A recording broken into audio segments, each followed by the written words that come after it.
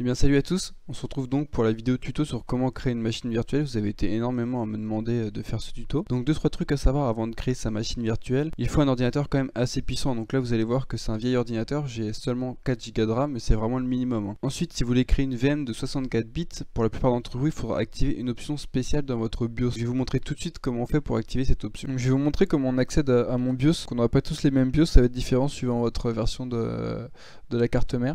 Moi j'ai juste à presser la touche Supr, donc Del en anglais, et ça va me donner accès au BIOS. Ce qui est bien, c'est que c'est les BIOS un peu modernes où vous pouvez utiliser votre souris, donc ça c'est vachement agréable. Moi je dois aller dans quitter avancé, mode avancé, dans avancé, configuration du CPU, et là j'ai quelque chose qui s'appelle technologie de virtualisation Intel.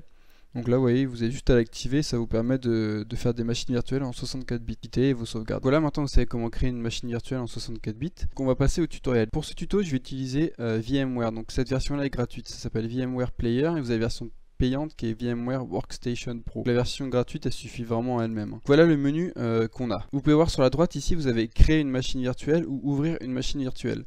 Donc dans notre cas, on va créer une machine virtuelle. Donc comment on crée une machine virtuelle? Il va vous falloir ce qu'on appelle un ISO. En l'occurrence, j'ai l'ISO quelque part sur mon ordinateur. Donc attendez, ça doit être dans téléchargement.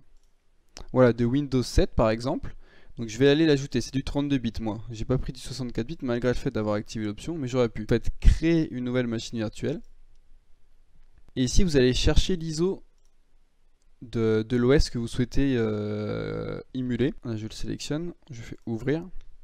Et voilà, donc là il a, en fait ce qui est bien avec VMware, c'est qu'il remarque lui-même ce que c'est. Donc il me dit Windows 7 a été détecté, donc vous faites suivant. Ici il vous propose de mettre une clé de produit, donc si vous n'en avez pas, c'est pas grave, vous pourrez le faire plus tard. Donc ici on va mettre la version professionnelle, le nom on va garder KBS, vous pouvez mettre un mot de passe, donc ça on s'en fiche, pareil, next. Vous mettez oui.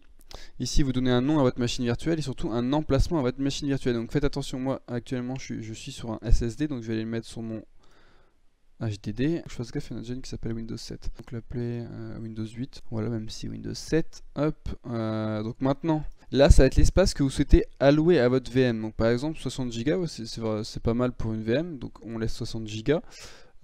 Ici vous avez différentes options, en fait vous pouvez la stocker sur un seul et même fichier ou sur plusieurs. Donc moi je garde un seul. Même si effectivement, comme ils le disent, le fait de créer plusieurs fichiers, votre VM elle laggera moins. Next, donc là on arrive aux options de votre VM. Donc c'est là que vous avez alloué, comment allouer de la mémoire, des processeurs. Donc là il faut savoir que j'ai un Intel Core i3, donc j'ai 2 cœurs si je dis pas de bêtises normalement. Donc c'est vraiment, c'est un vieux processeur. Donc je vais seulement pouvoir mettre 2 Go parce que j'ai que 4 Go sur cet ordinateur. Processeur je vais laisser comme ça. Mais vous n'hésitez pas à mettre 2 et ensuite vous aurez une autre option là que moi j'ai pas et vous pourrez mettre beaucoup plus de puissance. N'hésitez pas si vous avez un processeur plus puissant que le mien. Donc ici on va rester en NAT, USB controller, tout ça on touche pas. On fait close et finish. Et là ça va créer votre machine virtuelle. Donc on se retrouve dès que c'est fini. Donc voilà, la VM est créée, elle va se lancer d'elle-même. Alors là, hop, on s'en moque. Elle va se lancer d'elle-même normalement.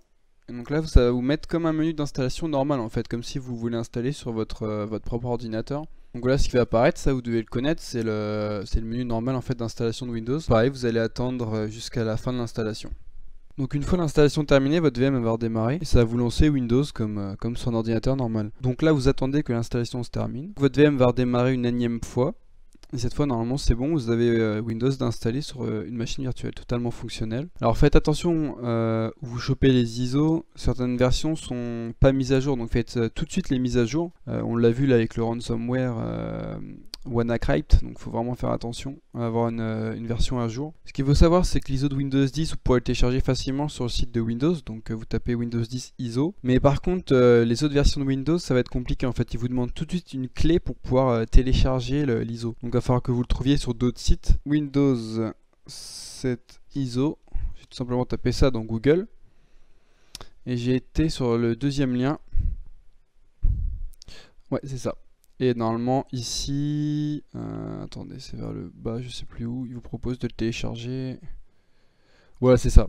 J'ai pris cette version là, la version 32 bits, mais ici vous avez, pardon, cette version là, la version 32 bits, et au-dessus la version 64 bits. Voilà, on est dans notre VM. Ce qui est génial avec VMware, que je préfère à VirtualBox, c'est ce qu'on appelle VMware Tools en fait. C'est ce qui va installer tous les drivers et qui va rendre compatible votre VM avec votre ordinateur. Et ça c'est vraiment génial, vous l'avez, que ce soit la version gratuite ou la version payante, vous l'avez de base avec VMware. Et donc vous aurez aucun souci à mettre votre VM en plein écran ou autre. Il y a VMware Tools qui va tout gérer normalement. Donc là de toute façon on a fini, hein, je peux rien vous dire de plus au niveau de ça. Si vous avez des questions, n'hésitez pas à me les poser en commentaire. Ça marche pareil avec les ISO Linux, hein, vous tapez ISO Linux, Ubuntu, Kali Linux, ça dépend de la version que vous souhaitez. Vous tapez ça dans Google et vous avez juste à récupérer l'ISO et ensuite VMware il va reconnaître normalement la version et vous pourrez en créer une machine virtuelle sans problème. Si vous avez des questions, venez sur le Discord, posez-les moi en commentaire, mais je réponds un peu moins en commentaire, c'est vrai que je suis plus présent sur le Discord, donc n'hésitez pas à rejoindre le Discord. Merci à tous et à très bientôt pour une prochaine vidéo.